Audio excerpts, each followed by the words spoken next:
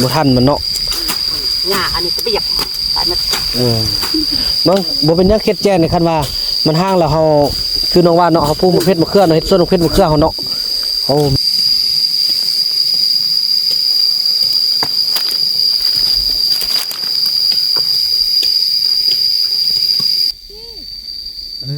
นั่นแหละเก็บผักเนาะเก็บผักหูจักซอกผักซอกมีมาอยู่ครัวกินละเด้บัดนี้ขอบใจ FC ผู้มีน้ำใจแบ่งปันเหมือนฟ้าบันดาลให้สร้างรายการนี้มาสวยเหลือคนทุกข์คนจนหรือคนด้อยกว่าด้วยแห่งศรัทธาบุญนำพาได้มาร่วมทาง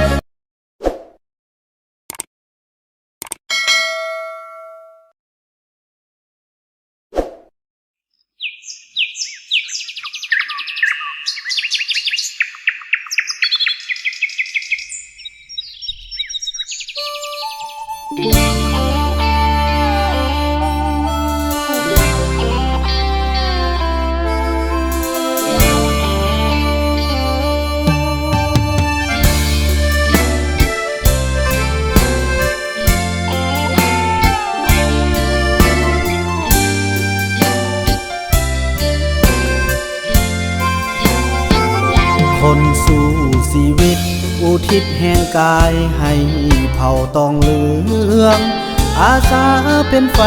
ส่องเนืองพาเผ่าตองเหลืองสวยตัวเองได้ทุ่มเทแห่งกายปีนไต่ป่าเขาลำเนาไผ่ถึงจะเมื่อยเพียงใดหัวใจบ่เคยท้อFC ทุกพื้นที่ผู้ให้กำลังใจบอกว่าอยู่ใกล้หรือไกลเป็นแห้งใจให้บุญนำสู้ต่อ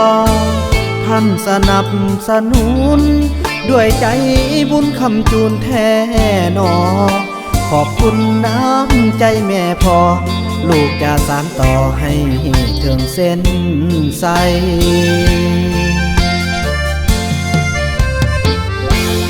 ขอขอบใจภาครัฐผู้นำท้องถิ่นแบ่งปันที่อยู่ที่กินให้เผ่าตองเหลืองได้อยู่อาศัยให้ลูกหลานเล่าได้ทำเฮียนศึกษาต่อไปเผ่าตองเหลืองบ่ทุกข์ยากให้ยืนอยู่สู่ไปนำกันพี่น้อง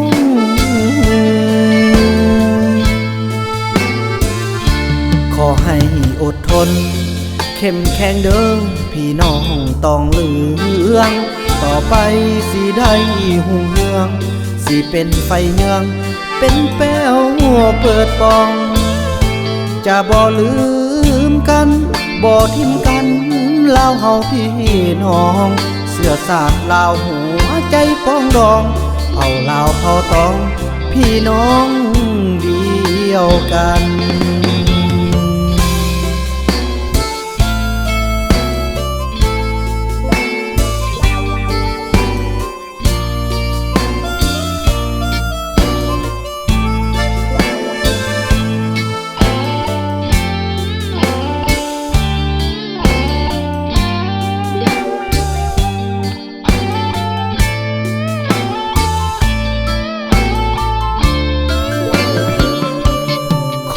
ขอบใจ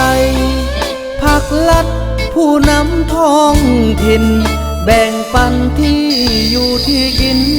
ให้เผ่าตองเหลืองสบายดีท่านผู้ชมเนาะคลิปนี้ก็เป็นคลิปหนึ่งที่อยู่หมู่บ้านเผ่าตองเหลืองโทรสติกกับซาลีฮอดหัวให้แล้วเผ่าตองเหลืองบ่ทุกข์ยากให้ยืนอยู่สู่ไปนำกันอันนั้นมันต้นลูกเดือเนาะน้องเอ้ยต้นนี้ยังไงกรอดขอรอดเข้มแข็งเด้อพี่น้องตองเหลืองต่อไปเป็นยำแรกเนาะส คือว่าภาพบรรยากาศในยามแรงถือว่าหลังจากพักผ่อนกินน้ำกินไหนของเฮาก็ลุยต่อพี่น้องเอ้ยสลีก็มีโอกาสมาเติบโตงามแล้วพี่น้องเอ้ยเสื้อสาดลาวทีนี้ซาลีเฮ็ดซาลีเด้เผาลาวเผาตองพี่น้องเดียวกันบุญนำขอบใจทุกท่านสาธุเนาะมุดกัดที่เมตตาต่อเขาต่อแต่จริงสติกังดุมันเด้พี่น้องเอ้ยจะได้เนาะไอ้ส่งอันไอ้ส่งกะเฮ็ดเวียกเก่งอยู่บ่ได้อยู่เนาะค่อยดึกเฮ็ดเวียกเมื่อยบัดนั้นค่อยลมกันเนาะ พี่น้องเอ้ยเรื่องราวความฮักกะโอ้นักติ๊กเรามาเฮ็ดเวียกเรามาสังเกตเด้อพี่น้องเอ้ยโอ้ไอ้ทรงนี่บ่กินเหล้าแล้วก็บ่แล้วก็เฮ็ดเวียกเก่งเพิ่นว่าแต่ว่าลองเบิ่งตัวจริงเพิ่นว่านี่ตัวนี้เซาลีโอ้ลงไปทิ่มอยู่เทิงหมดเลยเนาะพูนเพิ่นเลยเอาบ่แพ้เอาบ่แพ้นี่ก็ได้เนาะอันนี้คือมดกัด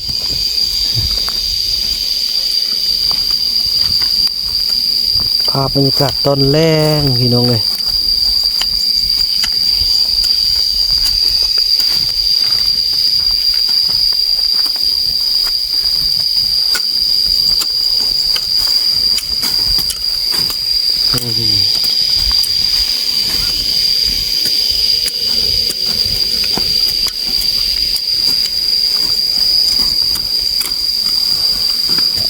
จะเจอในหัวหน้าเขานี่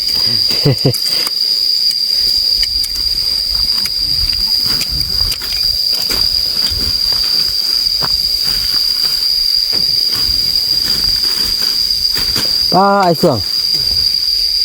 คันเฮาอันกาบักเพชรนี่ปุกยังทันอยู่บ่ได้เพชรนี่งามเด้เนาะมีแต่เข็ดลุ่มพุ่นแหละเนาะคันเบิ่งตัวจริงคันเข็ดมันห่างแล้วเฮาเฮ็ดอันส่วนบักเพชรบักเครือเฮาได้เนาะไปสิพลังปุกจะใช้ดิโอ้นี่เพิ่นตัดขึ้นเลยบ่มื้นเลยเอามันแล้วตัวนี้เนาะอันนี้ร้านนี้มื้นค่อยเฮ็ดเนาะขอมันแล้วต้นหน้านี้ก่อน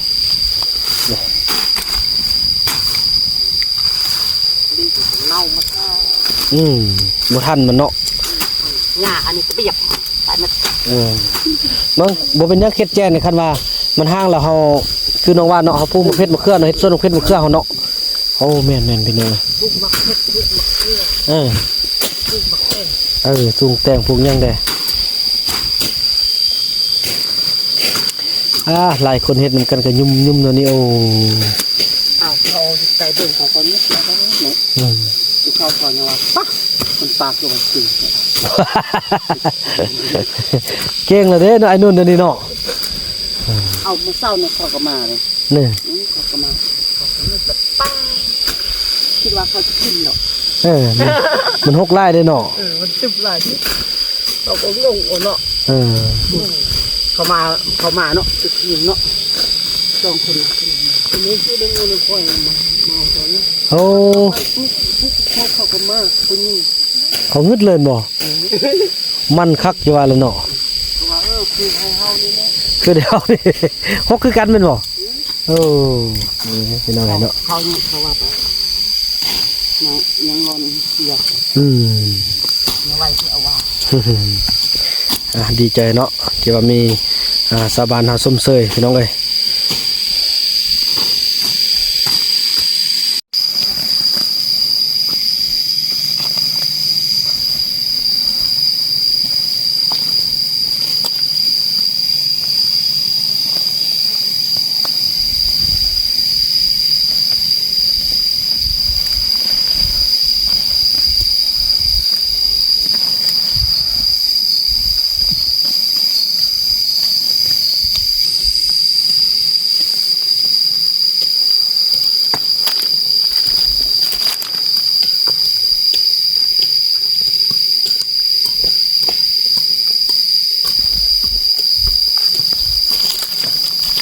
ไปสอกเห็ดเบิ่งบนนึงก่อน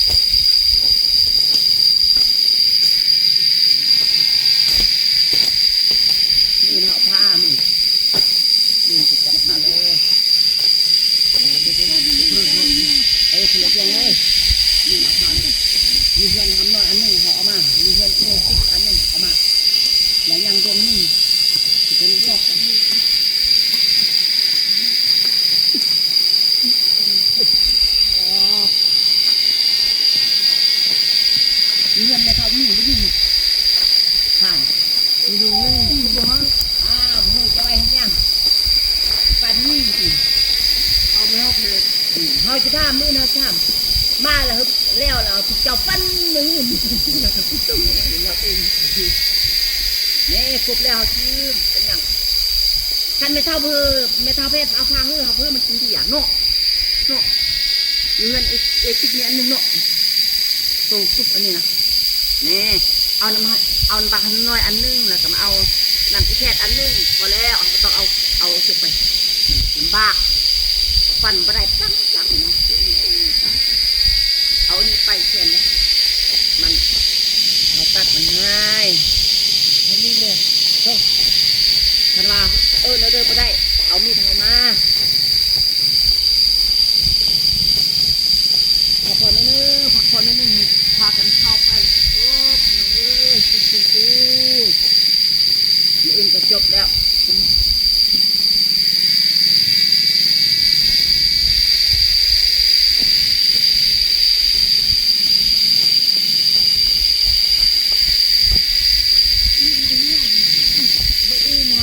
เอาเห็ดให้มันจบตอนเช้าเนาะตอนเช้ามาเอาอันนี้มาเสร็จก่อนเข้าไปอันนี้มาเป็นน้ำบามันเดี๋ยวนี้อันนั้นขอโค้งตาทานไปวันนี้ที่มีลมเอง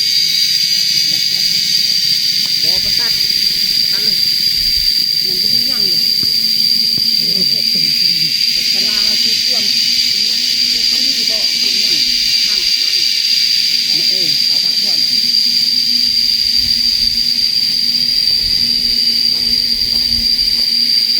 เอาจับตัดเหรอ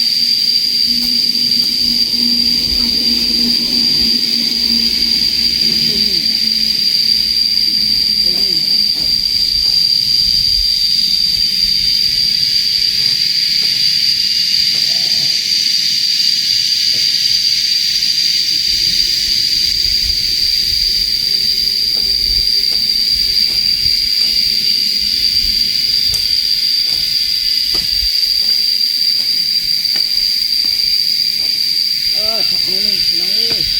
ผักนี่พากันเข้าอันนี้ปุ่มกันอิ่มเอาลงแถวขาเนี่ยติด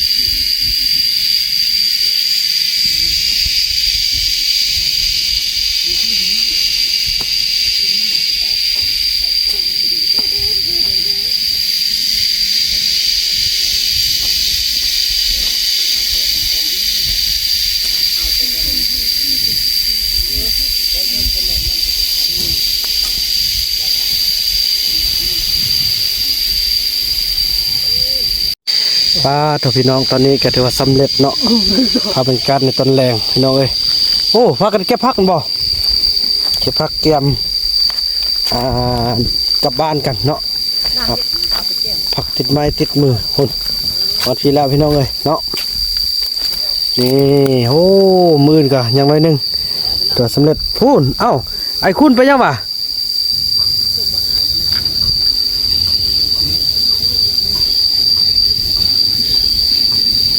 ไอ้คุณรับพาเนอะ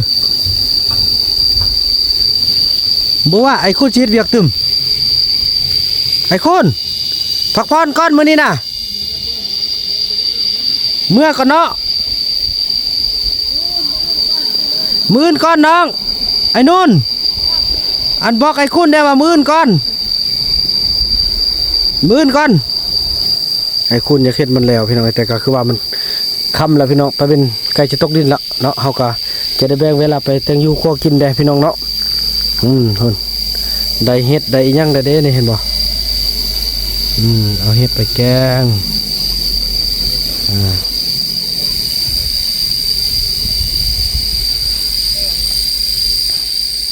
ไปคุณไอ้นุ่นกลับก่อน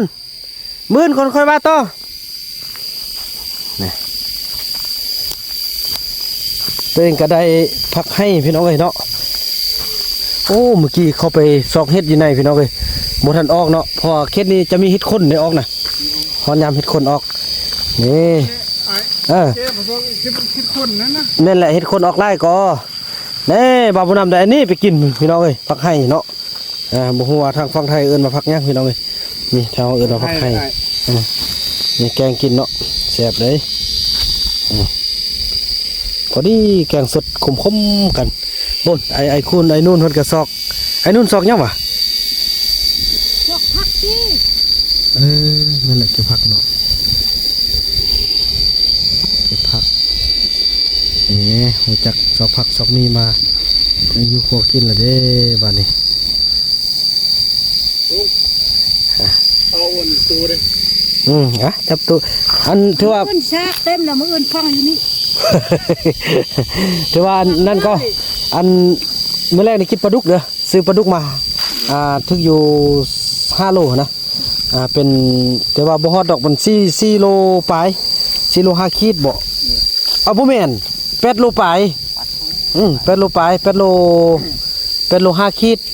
เพราะว่าแม่ดาวอนเฮาเป็นคนอุปถัมภ์ความสู้แล้วก็พร้อมด้วยข้าวสาร1 ล้านกีบได้อยู่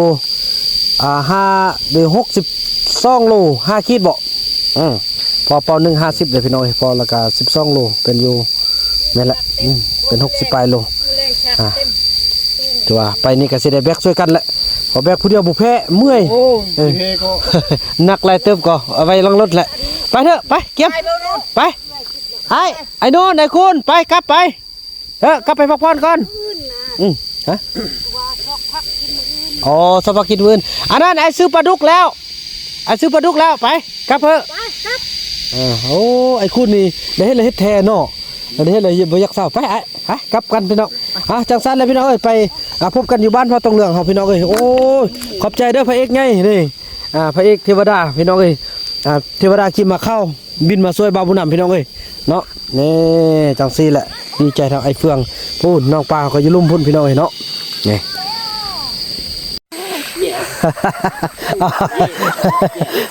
สติกว่ายังก็เมื่อกี้นะ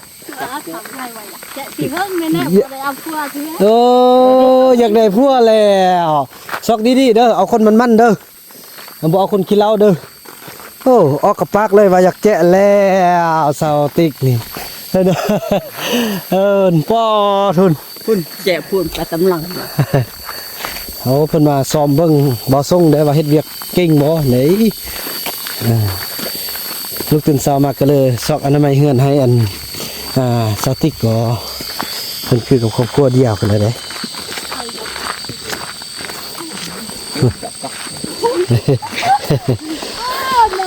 นี่คันได้แจกนาบาวส้มนี่มันเปิดสดเลย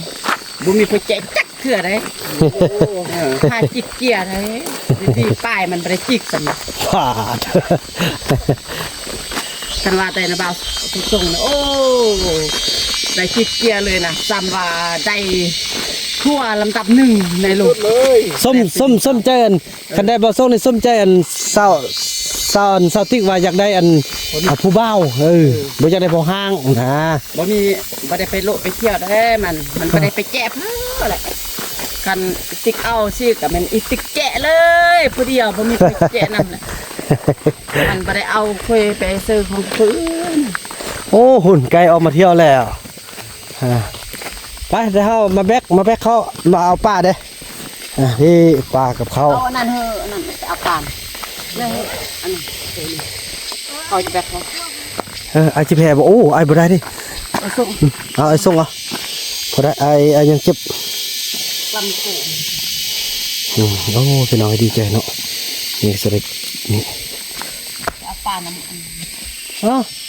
เนี่ยอยู่เต้นมาเรียบกันอยู่เต้นมาจับเรียบกันโอ้ถักมั่มนี่เกียงมาบเลยอันนี้เนาะเกียงก็งามเลยเด้บัดนี้คือบ้านคือเมืองบัดนี้ต่อไปเฮาตัวนี้นี่เนาะหันไม้ออกนี่มันงามไปเป็นบ้านเป็นเมืองกันละโอ้พี่น้องแม่สวัสดิ์เสวยดีก็พุ่นน่ะอันนี้เด้อเบิ่งไอ้สิจับไข่โอ้ยังมีป่าก็นี่เห็นบ่สติ๊กแพรบ่บ่สั่นทุ่งน้อยเอาไว้กินอยู่เฮือนไอ้เรามีแต่นอกเอาตัวป่าไปเอาป่าหั่นวันนี้ได้เฮาก็จะได้กินเด้อพี่น้องเอ้ยเอาให้อย่าขาดเด้อแพ้บ่ โอ้ยคาดแล้ว เอายกขึ้นเอาเนี่ยว่าแล้วว่าอยู่สะดึงมันขาด คาดนี่ มันเกาะโอ้ มันก็อันนี้มันก็อันนี้ มั่งปิดอันนี้ทางนี่ทางขึ้นทางเทิง ปีนเลยน้อง แบกขึ้นทางเทิงกันได้มีคนช่วยแล้ววันนี้โตทุ่งหน่อยน่ะโตสิไปโลนจะไปกินอยู่เฮือนเด้อ เอาเสร็จตัวนี้ อันนี้ไปเฮือนซอรี่เอาเนาะอันนี้ไปเฮือนซอรี่เนาะ โดย เฮือนซอรี่เลยนี่ปลาดุกก็ดูจักเส้นห้าไอ้ เอาทึกอยู่4 เส้นไป4,25,000ไปเนี่ยเอาไปเลยเอาไปใส่อุ้งไว้อย่ามันตายโอ้สร้างภาพเลยสลัดซอรี่นี่สุดยอดเลยพี่น้องเลยเนาะดีใจเฮ็ดเวียกเป็นหมู่คณะกันโอ้นายบุญรอด